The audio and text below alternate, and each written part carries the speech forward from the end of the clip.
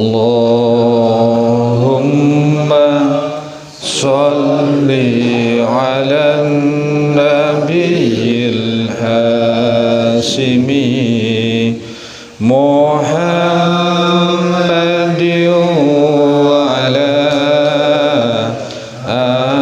alihi wa sallim taslima.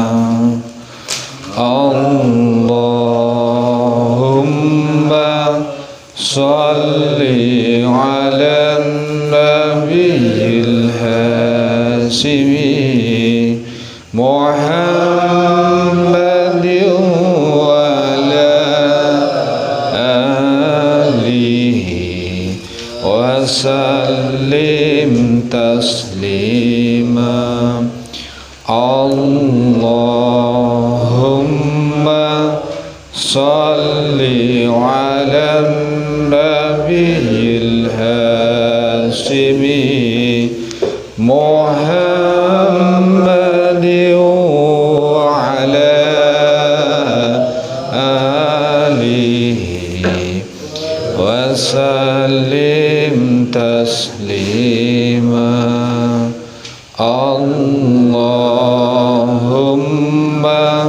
sholli ala nabiyil hasimi Muhammadin wa ala alihi wa sallim taslima.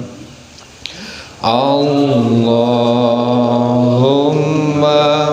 sholli ala nabiyil hasimi Muhammadin wa ala alihi wa sallim taslima. Allahumma sholli ala nabiyil hasimi Muhammadin wa ala alihi wa sallim taslima. Allahumma sholli wa sallim wa barik alaihi. Al-Fatihah. Bismillahirrahmanirrahim. Iyyaka na'budu wa iyyaka nasta'in shiratal mustaqim. Assalamualaikum warahmatullahi wabarakatuh. Alhamdulillahirabbil alamin. Wassalatu wassalamu ala asrafil anbiya'i wal mursalin Sayyidina wa maulana Muhammadin wa ala alihi wa sahbihi ajma'in, amma ba'd. Yang kita sama-sama hormati Mbah Kiai Dim Hari Nur Hasim selaku pimpinan dan juga pengasuh Pondok Pesantren Latifah Mubarakiyah Cangkringan, Yogyakarta. Ikhwan wal akhwat Thariqah Qadiriyah Naqsabandiyah Pondok Pesantren Suralaya yang berbahagia. Alhamdulillah, segala puja-puji hanya milik Allah Subhanahu wa taala. Selawat serta salam semoga tetap terlimpah curahkan kepada uswah hasanah kita Habibana wa Nabiyana Muhammad sallallahu alaihi wasallam, pun pula kepada keluarga beliau, para sahabat, para tabi'in, para tabi'it tabi'in, dan umatnya semuanya saja dari dahulu, sekarang, dan pada masa-masa yang akan datang. Ikhwan wal akhwat Thariqah Qadiriyah Naqsabandiyah Pondok Pesantren Suralaya, sebelum manaqib kita mulai, terlebih dulu majelis doa yang pertama dengan fadilah suratul Fatihah kita hadiahkan kepada guru mursyid kita yang sudah berpulang ke rahmatullah. Mudah-mudahan dengan kita membaca suratul Fatihah dengan barokah manaqib pada malam hari ini oleh Allah Subhanahu wa taala, senantiasa beliau ditambah-tambah berkah dan karamahnya untuk kepentingan kita sekalian. Ala hadinah lahumul fatihah. A'udzu billahi minasyaitonir rajim. Bismillahirrahmanirrahim. Alhamdulillahi rabbil alamin. Arrahmanir rahim. Maliki yaumiddin. Iyyaka na'budu wa iyyaka nasta'in. Ihdinas siratal mustaqim. Siratal ladzina an'amta 'alaihim waladdallin. Amin. Yang selanjutnya kepada Angersa Umi, kepada seluruh pengurus Yayasan Serba Bakti Pondok Pesantren Suralaya, kepada pengurus Lembaga Dakwah Thariqah Qadiriyah Naqsabandiyah Pondok Pesantren Suralaya, dan ikhwan akhwat semuanya, mudah-mudahan kita semua diberikan oleh Allah Subhanahu wa taala istiqomah dalam mengamankan serta melestarikan Thariqah Qadiriyah Naqsabandiyah Pondok Pesantren Suralaya. Alhamdulillahumul Fatihah. Bismillahirrahmanirrahim. Alhamdulillahirabbil alamin. Arrahmanir rahim. Maliki yaumiddin. Iyyaka na'budu wa iyyaka nasta'in. Ihdinas siratal mustaqim. Siratal ladzina an'amta 'alaihim ghairil maghdubi 'alaihim waladdallin. Amin. Dengan hak dan fadilah Fatihah, kita bermohon kepada Allah Subhanahu wa taala, mudah-mudahan barakah majelis ini kepada keluarga kita yang telah berpulang ke rahmatullah. Mudah-mudahan oleh Allah Subhanahu wa taala senantiasa diterima oleh Allah segala kesolehan atau kebaikannya, dan dihapus, diberi pengampunan setiap semua kesalahannya, dan mudah-mudahan dilapangkan kuburnya dan menjadikan taman surga ila yaumil qiyamah. Khususnya ya, kita bacakan khususnya kepada almarhum Profesor Dr. A.C. Partadirja, almarhum Dr. Andes Haji Tasliman, almarhum Dr. Insinyur Haji Negro Keswantoro MM, almarhumah AKBP Hajah Sriani, almarhum Bapak Agus Kironi Prambanan, almarhum Bapak Karjani Pleret, almarhum Dr. Haji Syaifan Nur MA, almarhum Bapak Eko Sukanto ST, almarhum Bapak Haji Subri Sugiarto, mereka yang telah berpulang ke rahmat Allah di antara keluarga kita, sanak saudara kita, tetangga kita. Mudah-mudahan barokah majelis ini diampuni segala khilaf dan salah mereka dan diterima dalam keridhaan Allah Subhanahu wa taala. Allahumma ighfir lahum warhamhum wa'fi wa'fu anhum. Allahumma lahumul Fatihah.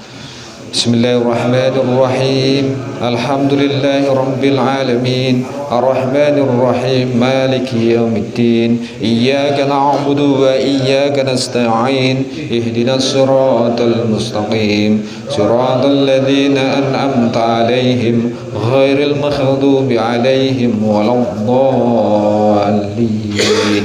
Amin. Dengan fadilah Suratul Fatihah dan majelis yang mulia ini, yang oleh Allah Subhanahu wa taala diuji sakit, di antaranya adalah Bapak Kiai Haji Toha Abdurrahman, Bapak Heri Sunarmanto, yang sekarang oleh Allah Subhanahu wa taala diuji sakit. Mudah-mudahan barakah majelis ini Allah Subhanahu wa taala angkat penyakitnya, diganti dengan kesembuhan. Allahumma ya syafi'al amrad, Allahumma ya syafi'al amrad, Allahumma ya syafi'al amrad. Al-Fatihah.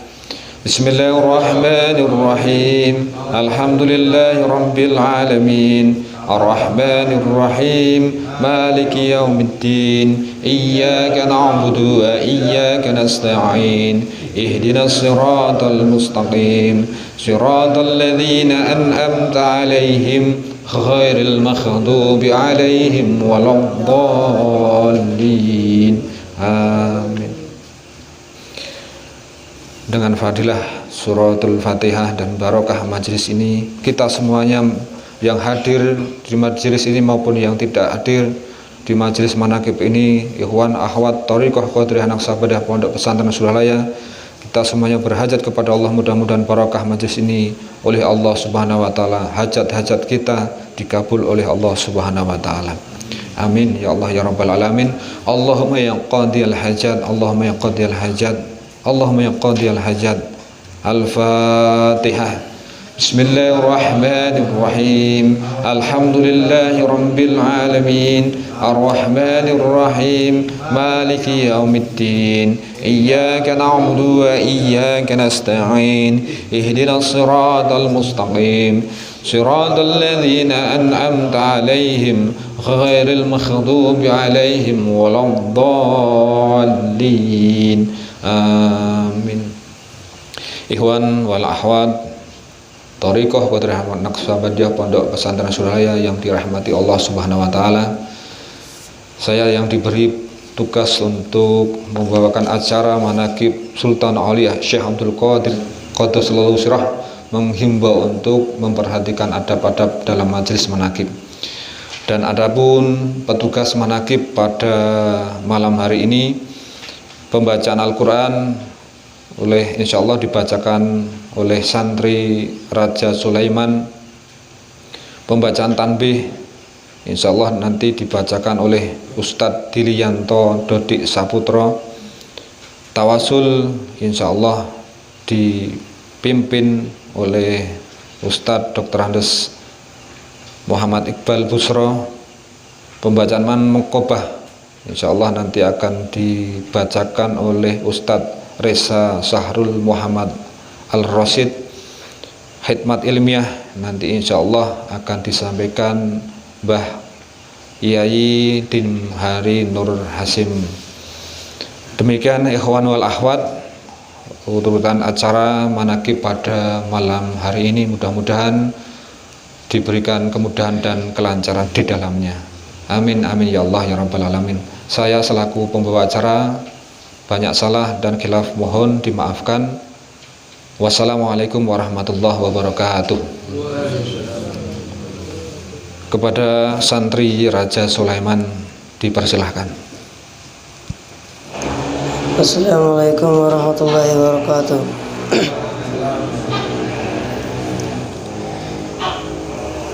A'udzu billahi minasy syaithanir rajim.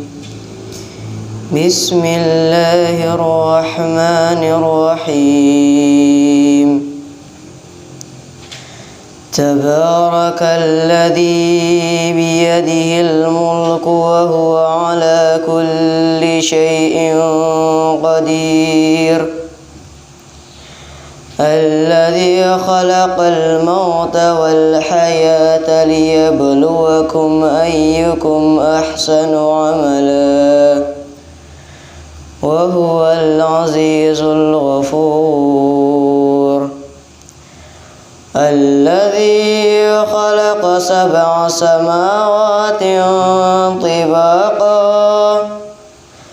ما ترى في خلق الرحمن من تفاوت فارجع البصر هل ترى من فطور ثم رجع البصر كرتين ينقلب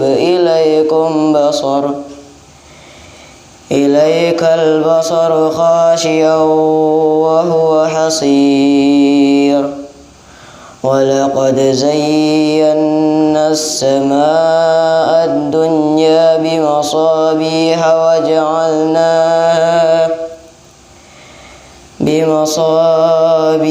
وجعلناها رجوما للشياطين وأعتدنا لهم عذاب السعير.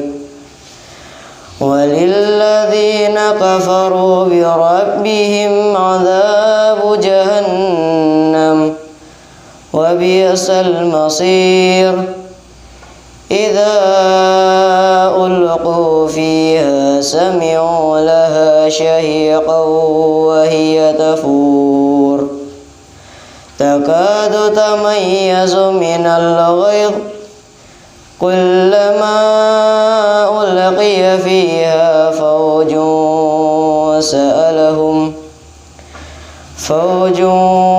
سألهم خزنتها ألم يأتكم نذير قالوا بلى قد جاءنا نذير فكذبنا وقلنا ما نزل الله من شيء أنتم إلا في ضلال كبير وقالوا لو كنا نسمع أو نعقل ما كنا في أصحاب السعير فاعترفوا بذنبهم فسحقا لأصحاب السعير إن الذين يخشون ربهم بالغيب لهم مغفرة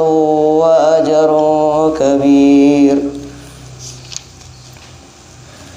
وأسروا قولكم أو اجهروا به إنه عليم بذات الصدور ألا يعلم من خلق وهو اللطيف الخبير هو الذي جعل لكم الأرض ذلولا فامشوا في مناكبها وكلوا من رزقه وإليه النشور أأمنتم من في السماء أن يخسف بكم الأرض فإذا هي تمور أم أمنتم من في السماء أن يرسل عليكم حاصبا فستعلمون كيف نذير ولقد كذب الذين من قبلهم فكيف كان نكير أولم يروا إلى الطير فوقهم صافات ويغبض ما يمسكهن إلا الرحمن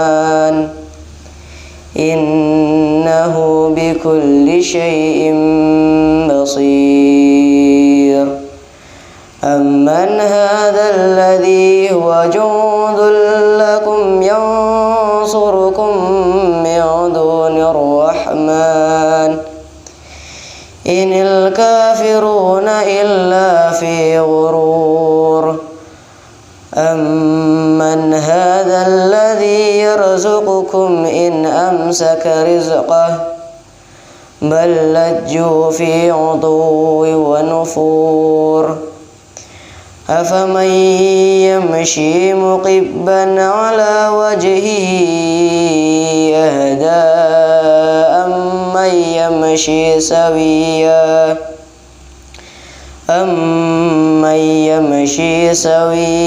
على صراط مستقيم قل هو الذي أنشأكم وجعل لكم السمع والأبصار والأفئدة قليلا ما تشكرون قل هو الذي ذرأكم في الأرض وإليه تحشرون ويقولون متى هذا الوعد إن كنتم صادقين قل إنما العلم عند الله إنما أنا نذير مبين فلما رأوه زلفة سيئت وجوه الذين كفروا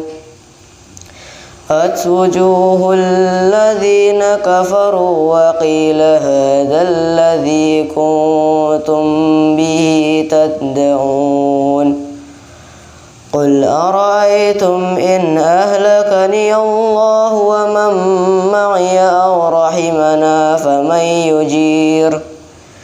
فمن يجير الكافرين من عذاب أليم قل هو الرحمن آمنا به وعليه توكلنا فستعلمون من هو في ضلال مبين قل أرأيتم إن أصبح ماؤكم غورا فمن يأتكم بماء معين صدق الله العظيم. Alhamdulillah. Assalamualaikum warahmatullahi wabarakatuh. Assalamualaikum warahmatullahi wabarakatuh. A'udzu billahi minasyaitonir rajim. Bismillahirrahmanirrahim. Alhamdulillahi rabbil alamin. Wa bihi nasta'inu ala umurid dunya waddin. Wassalatu wassalamu ala asyrafil anbiya'i wal mursalin Sayyidina wa maulana wa habibina wa syafi'ina wa qurrati a'yunina Muhammadin khatamin nabiyyin wa ala alihi wa ashabihi ajma'in. Amma ba'du fa usikum wa nafsi bitaqwallah faqad fazal muttaqun. Bismillahirrahmanirrahim. Qalu subhanaka la ilma lana illa ma 'allamtana innaka antal alimul hakim. Ma'syarul muslimin, ikhwatiyal kiram rahimakumullah. Para ikhwan, akhwat, para bapak, ibu, saudara-saudara sekalian, hadirin yang hadir di majelis manaqib Syekh Abdul Qadir Al-Jilani malam hari ini, yang mudah-mudahan selalu ada dalam lindungan Allah Subhanahu wa taala. Alhamdulillah, segala puji bagi Allah. Begitu besar dan tak terhingga karunia dan anugerah yang senantiasa dicurah limpahkan oleh Allah kepada kita dengan tak henti-hentinya. Oleh karenanya, dalam segala kesempatan kita tak bosan-bosan pula mengikrarkan syukur kita dengan ucapan Alhamdulillah. Malam hari ini, malam manaqib, malam Rabu Kliwon, dan bertepatan dengan apa yang disebut dengan malam Rebo Wekasan. Rabu, hari Rabu terakhir di bulan Safar. Di dalam thariqah kita diyakini dan dianjurkan bahwa pada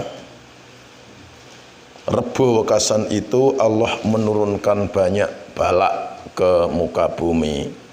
Oleh karenanya kita dianjurkan untuk melaksanakan salat sunat lidaf'il bala. Dibetulkan dulu itu ngebebnya itu.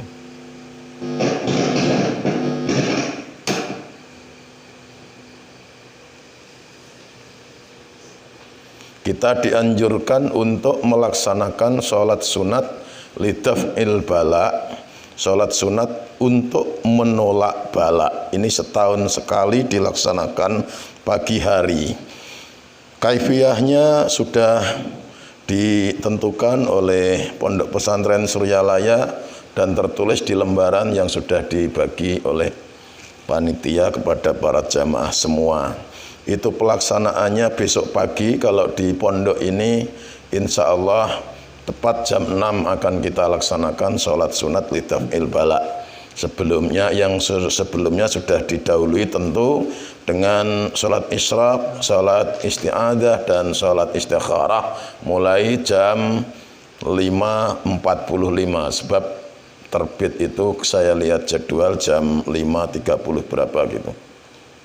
Jadi 5.45 mulai sholat isyraq, kemudian jam 6.00 kita berjamaah melaksanakan sholat sunat lidaf'il balak 2 rakaat.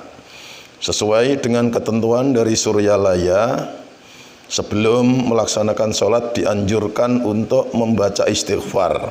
Nah itu istighfarnya mari malam hari ini kita latih, kita baca bersama-sama dengan model Suryalaya. Kita bersama-sama melantunkan istighfar Rebo Wekasan. Ada tulisannya itu yang belum hafal, syukur yang sudah hafal. Mari bersama-sama 1, 2, 3. Astaghfirullahaladzim alladzi la ilaha illa huwal hayyul qayyum wa atubu ilaihi taubata abdi zalimi la yamliku li nafsihi darrau wala naf'a wala mautau wala hayatau wala hayatau wala nusyura. Sekali lagi, la hayatan itu dibaca 2 kali ya untuk menyesuaikan lagu. Kita ulangi lagi 1, 2, 3. Astaghfirullahaladzim alladzi la ilaha illa huwal hayyul qayyum wa atubu ilaihi taubata abdi zalimil la yamliku li nafsihi darrau wala naf'a wala mautau wala hayatau wala hayatau wala nusyura. Yaitu bacaan istighfar Rebo Wekasan. Itu dianjurkan untuk dibaca sebelum melaksanakan sholat sunat lidaf'il bala besok pagi. Bapak Ibu para jamaah sekalian, yang kedua, mangkobah yang dibaca pada malam hari ini untuk bulan Shofar itu mangkobah ke-24, yaitu tentang orang-orang yang terkena penyakit taun atau kolera bisa sembuh karena memakan rumput dan minum air di madrasahnya Syekh Abdul Qadir Al-Jilani.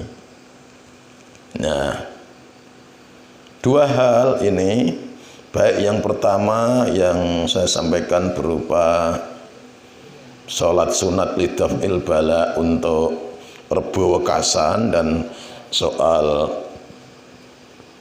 mangkobah Syekh Abdul Qadir yang menyembuhkan penyakit orang yang gawat itu ya, kolera, taun itu, hanya dengan makan rumput dan air. Dua-duanya merupakan satu peristiwa yang berada di ranah thariqah atau tasawuf. Jadi tidak akan laku manakala peristiwa ini, cerita ini, kisah ini kita sampaikan di luar thariqah.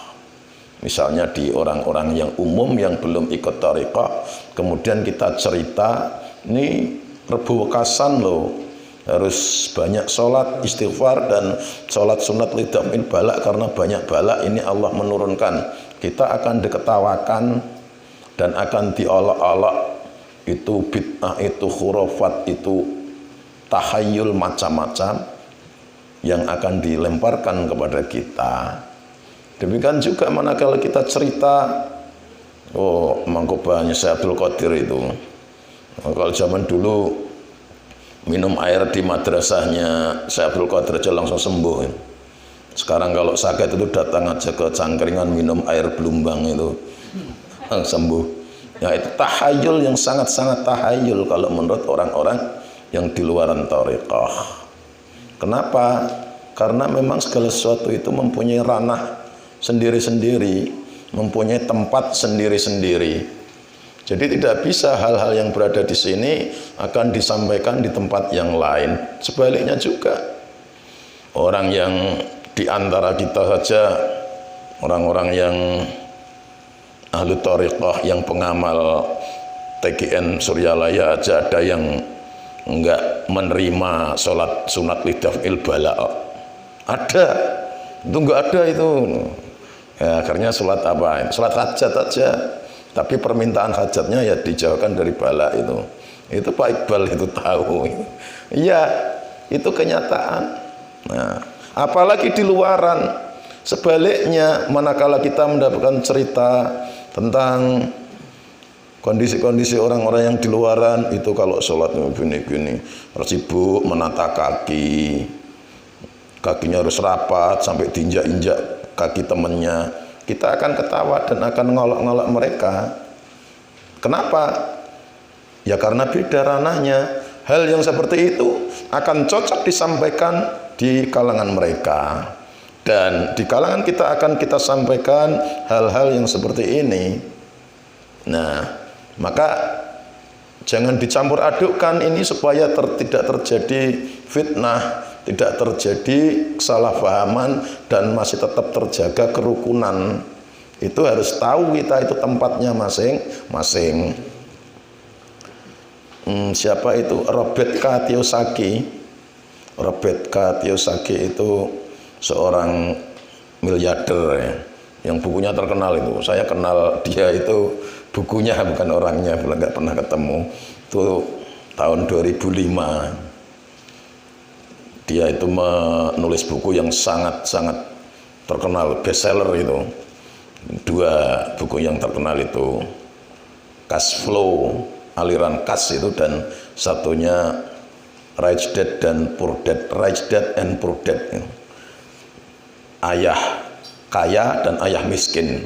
Itu buku tuntunan untuk orang-orang yang ingin jadi kaya. Jadi kalau ingin kaya, baca itu buku. Sehingga saya tahun 2005 itu kan penasaran itu, teman-teman yang di proyek itu semuanya itu baca itu. Semuanya baca. Ternyata semuanya ingin kaya. Wah, terus saya pinjem buku itu 5 menit aja nggak bisa, langsung direbut lagi, rebutan itu. Wah, akhirnya saya penasaran, saya ngobrol-abrik toko buku itu, saya temui semua, saya beli itu. Saya baca berulang-ulang itu di rumah. Nah, sampai apal saya. Nah, memang benar isinya itu merupakan tuntunan supaya kita itu menjadi orang kaya raya. Nah, ada tata caranya. Kalau dulu zaman-zaman Orde Baru itu, kalau ingin kaya itu anjurannya supaya kita mengikuti ajaran Marxisme, Marxis yang PKI itu. Nah, itu ada cara juga untuk mengumpulkan harta. Nah, tapi itu sudah nggak laku sekarang. Nah, akhirnya larilah ke alirannya Robert K. Kiyosaki itu, membuat buku yang sangat terkenal, cara kaya. Jadi kalau ingin jadi kaya itu, kalau jadi karyawan itu nggak akan kaya itu. Jadi kalau mau kaya itu harus berada di, istilah dia itu kuadran kanan. Sampai apal deh. Kalau masih di kuadran kiri nggak akan. Kuadran kiri itu isinya apa? 1 itu employer, pekerja, jadi pegawai, jadi pekerja karyawan. Itu employer itu nggak akan kaya itu, karena dia akan selalu di ini oleh majikan. Nah, Atau yang kedua sebagai self employer, S, singkatannya S. Itu kalau sudah menjadi pegawai, karyawan, bosan, saya mau mandiri, wirausaha, wira swasta, masih juga tetap di kuadran kiri, karena usahanya itu tetap aja memakan waktu, memakan pikiran dia, tenaga dia, sampai dia itu sebenarnya hanya pindah dari satu peristiwa, satu posisi employer itu menjadi employer yang lain. Hanya ini self employer, jadi diri sendiri, tetap menjadi pekerja, dia nggak akan kaya. Nah, harus pindah ke kuadran kanan. Apa itu? Business owner, mempunyai bisnis yang bersistem. Atau yang kedua investor. Nah, itu baru kaya katanya. Nah, teman-teman saya itu karena didoktrin seperti itu banyak yang keluar dari proyek itu, nggak mau saya jadi karyawan itu. Nah, termasuk GSI-nya itu, GSI itu pimpinan proyek di suatu tempat, namanya singkatannya GSI itu singkatan dari apa itu? General Superintendent, singkatannya GSI. Itu keluar juga karena keluarnya kesibukan, karena ada masalah keluar. Nah, saya ikut keluar semua. Nah, tapi masih berhubungan kan, komunikasi dengan teman-teman itu. Sudah sekian lama, sekian tahun kita kontek-kontekan, terus saya tanya, yang baca-baca buku itu sudah jadi kaya belum? Oh, ternyata nggak ada yang jadi kaya itu. Masih aja tetap jadi pekerja. Yang teman saya yang akrab itu, yang bagian keuangan, rumahnya Klaten, itu keluar. Saya mau wira swasta, usaha sendiri itu, mengikuti buku itu. Nggak jadi, jualan apa, bangkrut, apa mau investasi, itu beli ternak kerbau, katanya kerbau sama sapi digaduhkan orang, mati semua, sukses pokoknya, habis semuanya. Bingung dia, gimana ya, ternyata nggak mudah ya. Akhirnya ujung-ujungnya balik lagi ke proyek, ikut membangun sana sini. Nah itu, nah, sampai sekarang, tapi sekarang sudah nggak memperhatikan lagi. Saya sudah 17 tahun berlalu, nggak ada yang kaya. Nah itu saya jadi apal dengan nama Robert Kiyosaki itu karena itu. Nah, ternyata referensi saya cari ke sana kemari, saya acak-acak mencari referensi yang lain. Kenapa? Ini sebenarnya masuk akal, logis sekali, sangat logis. Tapi kok nggak bisa dipraktekkan? Nyatanya juga tetap melarat, nggak kaya-kaya. Oh, ternyata ada referensi lain mengatakan, memang sudah plafon rezekinya segitu. Kalau orang umum mengatakan plafon. Kalau orang pengajian tawakal itu menyebutnya jatah. Jatah rezekinya itu sudah sebegitu. Lah dewangi maca bukune Kiyosaki sedina ping 10 ya enggak apa-apa, tetap aja. Wong jatahnya sudah itu. Jatah atau kadar. Jadi yang tertulis di Lauhul Mahfuz itu ya sudah seperti itu. Nah, jadi nggak bisa berubah. Nah, maka saya langsung lalu mempunyai pertanyaan, gimana ya caranya mengubah ini jatahnya supaya tambah gitu loh. Kalau tadinya misalnya 1 bulan itu dijatah oleh Allah sekitar 2 juta, 3 juta, gimana ya kalau menjadi 100 juta gitu. Ditambah. Nah, ternyata ada usaha itu. Kalau di dalam bahasa kita, bahasa tarekat disebut dengan mengubah takdir.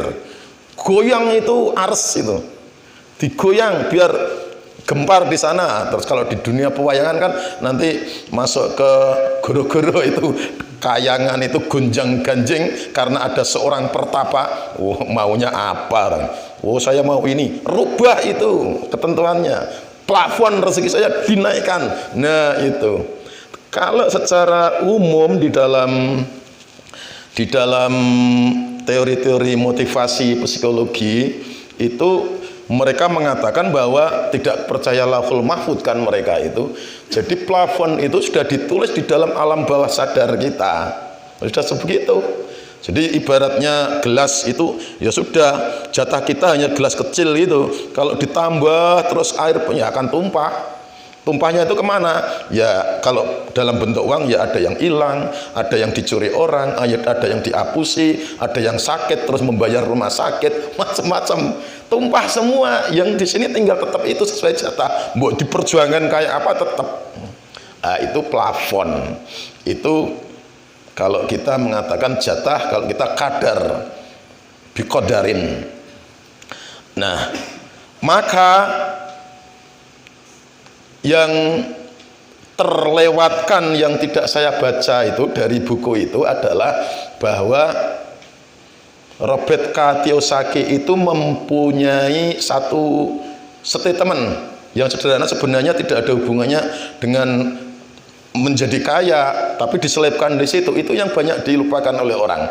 Mengatakan dia itu bahwa ada 4 bidang, 4 hal yang itu sifatnya sangat sakral, tidak bisa diubah. 4 hal ini tidak bisa diubah, sangat sakral, karena sudah tertanam di alam bawah sadar, kata mereka. Kalau menurut orang kita, orang Islam, ya sudah ditulis di Lauhul Mahfuz, termasuk rezeki itu tadi. Itu sakral, keuangan itu sudah ditulis. Nah, 4 itu apa? Yang pertama masalah seksual, yang kedua masalah politik, yang ketiga masalah agama, dan yang keempat masalah rezeki, keuangan. 4 ini sangat-sangat sakral, tidak bisa diubah. Contoh begini, yang seksual. Seksual itu sesuatu yang sangat sudah masuk ke dalam alam bawah sadar kita menurut mereka. Kalau menurut kita ya sudah ditanamkan di dalam ruh, dan ruh itu merupakan cerminan dari catatan Allah di Lauhul Mahfuz. Bagaimana? Misalnya kita orang-orang yang kita menganggap diri kita ini normal kan? Heteroseksual artinya kita lawan jenis. Jadi laki-laki mencintai perempuan, perempuan senang laki-laki. Ini kan normal. Bagaimana kalau kita diceritai tentang LGBT? Oh, itu masa laki-laki sama laki-laki, terus perempuan sama perempuan. Kita kan jijik, baru mendengar ceritanya saja kita rasanya sudah jijik kan. Kenapa? Nah, karena ini sakral, ini nggak bisa kita diubah. Kita disuruh yang lanang-lanangi podo lanangi, sing wedok sama, nggak bisa menerima kita. Sebaliknya bagi orang-orang yang LGBT, kalau diceritakan tentang heteroseksual, oh mereka mengolok-olok luar biasa. Itu nikmatnya kayak apa, orang goblok-goblok, masa lawan jenis diajak gitu. Nggak enak, sama-sama jenis-jenis.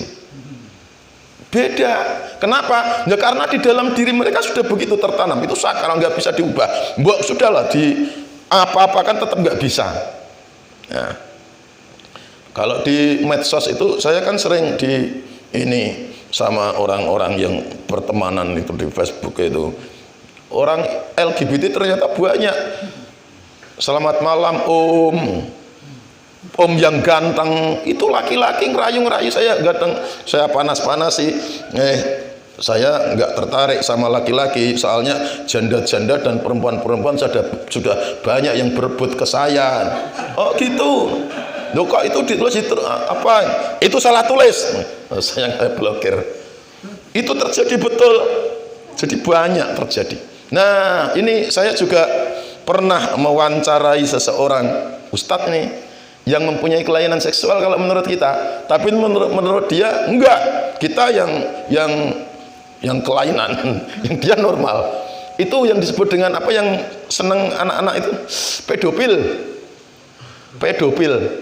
Dia itu ustadz, makanya saya perhatikan ini kok senengannya ngajar TPA terus. Jadi yang disukai itu anak-anak SD itu. Ada ustadzah cantik kalau menurut saya itu, ngerayu-ngerayu kepengen sama dia, nggak mau, nggak nafsu. Yang dinafsui apa? Yang anak-anak itu. Terus suatu ketika ada kesempatan saya tanya, mas, kok sampean itu senengnya sama yang anak-anak kecil itu, kenapa tuh? Nah iya, anak-anak itu kan imut terus gimana ya, saya tertarik sekali. Lah goblok itu orang-orang yang nggak suka sama anak-anak itu, masa sama orang-orang tua-tua itu. Kita disalahkan, digoblok-goblokkan loh itu. Ada seperti itu. Kenapa? Ini sakral karena sudah tertanam di dalam alam bawah sadar kita, pikiran bawah sadar. Nah kalau di bahasa kita ya di dalam di Lauhul Mahfuz yang tercermin di di ruh kita itu. Nah, ini itu seksual contohnya seperti itu.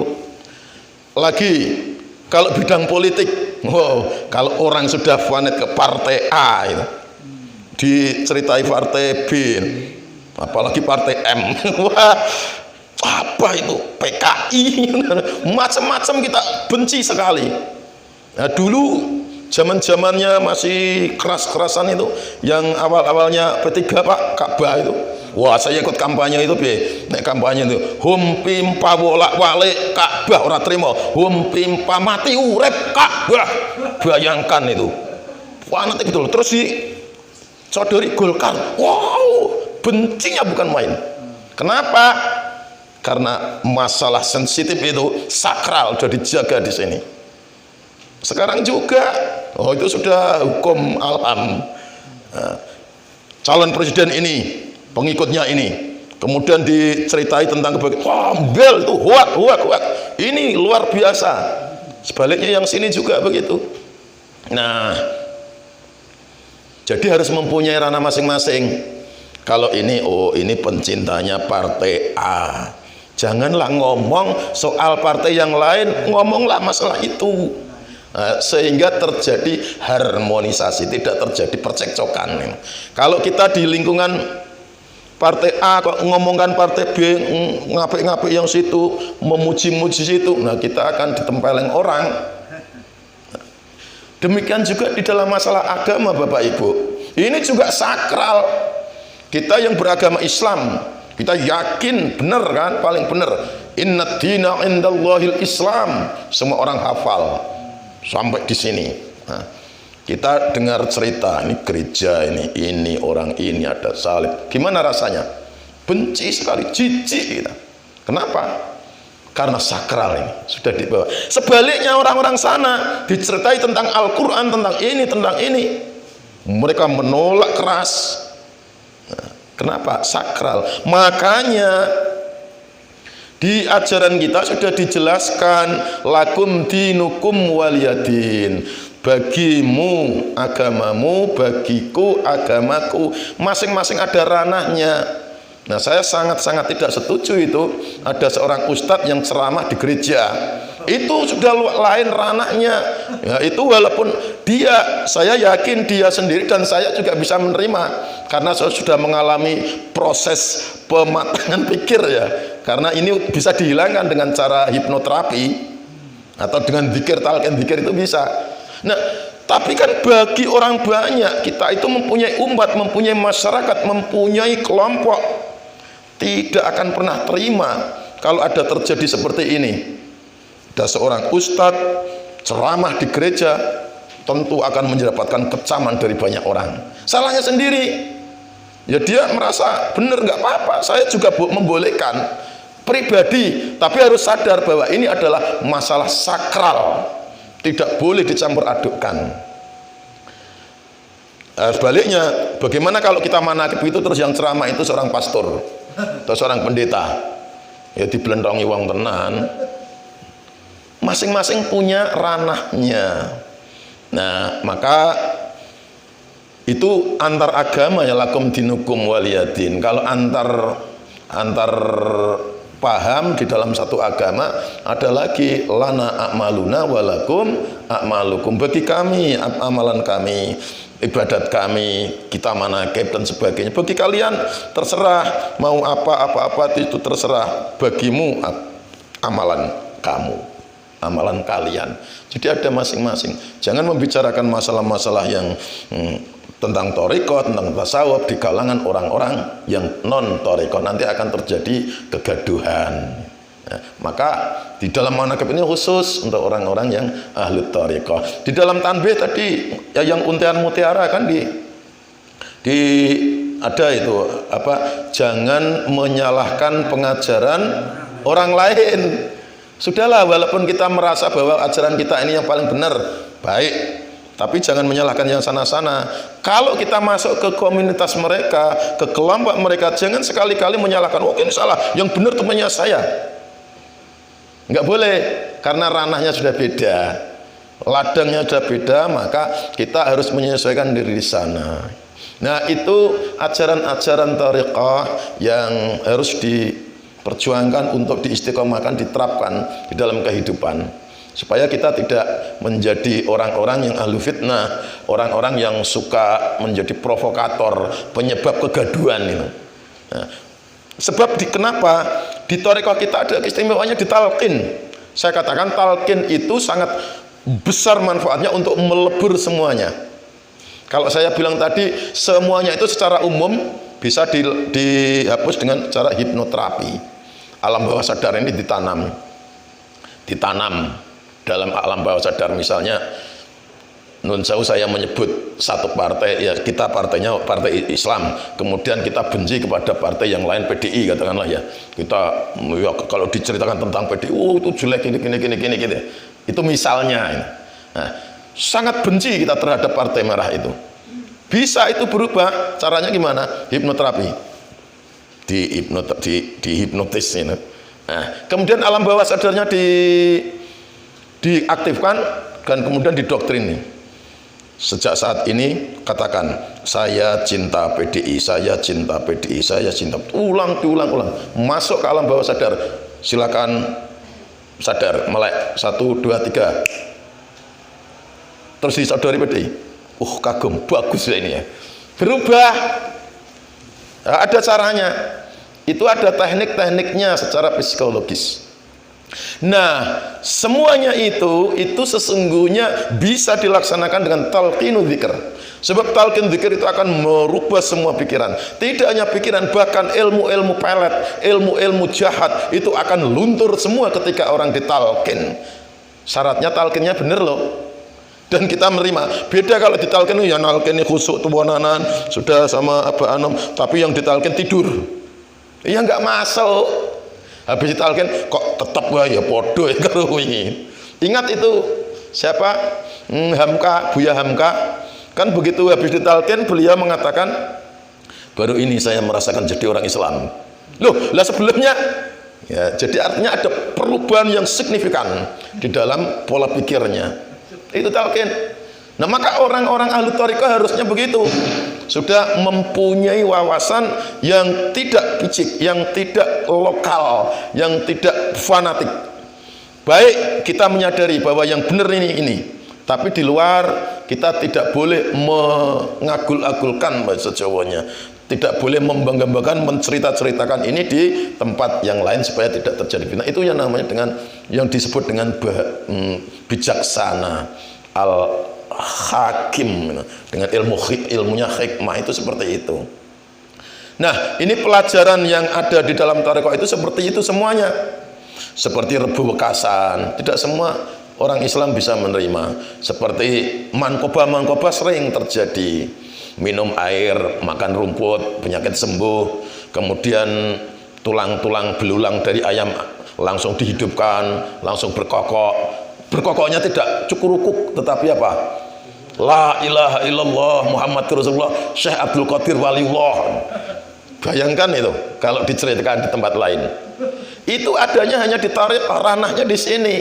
Nah, maka kita harus bijaksana. Jangan cerita yang begini-begini di luaran, supaya tidak terjadi fitnah. Dan kita yang terpenting adalah menjaga persatuan dan kesatuan. Itu yang penting. Toleransi, tasamuh, sangat dianjurkan oleh Islam. Jadi Islam itu sangat menganjurkan persatuan. Di zaman akhir ini banyak terjadi godaan untuk berpecah belah. Perpecahan terjadi di mana-mana. Kenapa? Karena orang-orangnya tidak sadar akan itu. Wong Robert Kiyosaki saja sudah menyebutkan seperti itu.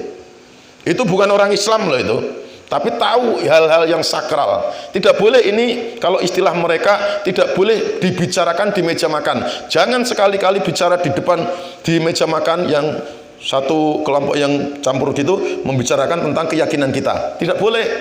Jangan membicarakan masalah.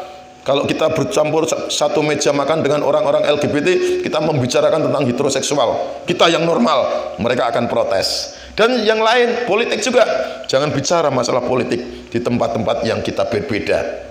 Nah, semuanya itu sudah diajarkan di dalam thariqah kita. Jangan menyalahkan pengajaran orang lain, itu kita tepati.